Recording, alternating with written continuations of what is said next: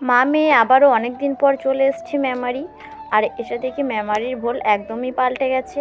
জানি না কাদের অসুবিধা হচ্ছে, তবে এই রকম পাল্টানোর জন্য আমার তো মনে হয় সবাইকার অনেক অসুবিধা হতে পারে। তো হ্যালো বন্ধুরা, আমি হলাম সোনালি। আর আমাকে নিশ্চয়ই এতদিনে সবাই চিনে গেছো। আর আমি ফ্রম মেমারি। আর এদিকে দেখো আমি ভোরবেলায় উঠে পড়েছি। এইদিকে অনেক গরম লাগলেও ভোরবেলা কিন্তু অনেকটাই ঠান্ডা, তাই আমি চাদর পরে নিয়েছি। আর 3টের সময় উঠে আমি দেখো ওইদিকে রান্না বসিয়ে নিয়েছি। আর তারপরে একটুও ঘুমাইনি। আর না ঘুমানোর কারণ কি জানো? কারণ আজকে যাব মেমারি। আর যদি তারপরে আমি রান্না বান্না করার পর আবারও ঘুমিয়ে যাই তাহলে অনেকটা বেলা হয়ে যাবে, তারপর আমি ট্রেন মিস করব, তারপরে বাড়ি আসতেও রাত হয়ে যাবে। সেজন্য না ঘুমিয়ে আমি জেগেছিলাম।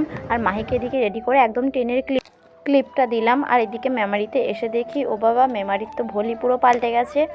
আর এই ভোল্ট পাল্টানোর জন্য অনেক অসুবিধা হচ্ছে আমার মনে হয়, কারণ নিচে যে যাওয়া আসার রাস্তা ছিল সেটা পুরো বন্ধ হয়ে গেছে। তাছাড়াও স্টেশনে যে দোকানগুলো ছিল, দোকানপাটগুলো সব উঠিয়ে দিয়েছে।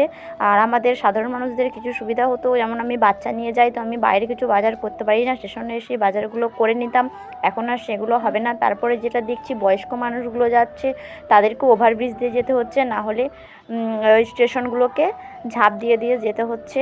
আর ওভারব্রিজ দিয়ে যাওয়া সবার পক্ষে সম্ভব বলে তো আমার মনে হয় না, যার কারণে আমার এরকম ওপিনিয়ন। তো তোমাদের কি ওপিনিয়ন অবশ্যই জানাবে। আমি আমার দরকার মিটিয়ে কিছু বাজার করে নিয়ে আমি বেরিয়ে পড়েছি ফেরার পথে। আর সাথে আছে আমার মাহি, মিটিমিটি হাসছে দেখছো। তো আমি একজনের কাছে শুনলাম আমি নাকি তাতারপুরে থাকি। কখনই নয়, তাতারপুরে যদি থাকতাম তাহলে আমি ট্রেনে করে মেমারি যেতাম না। মানুষের গুজবে কখনই কান দেবেন না, কারণ মানুষ তিলকে তাল করতে খুব ভালোই পারে। একটুখানি হলে সেটাকে অনেক বড় করে বলে। তাই মানুষের কথা না শুনে যেটা ভিডিওয়ে দেখছেন সেটাই বিশ্বাস করার চেষ্টা করুন।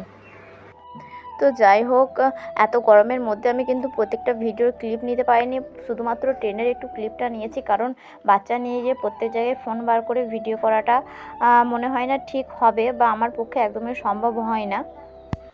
আমরা মা মেয়ে চান টান করে ফ্রেশ হয়ে চলে এসেছি।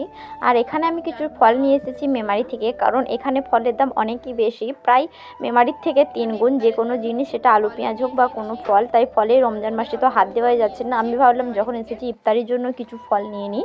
কী বলেন, ভালো করেছি কি না?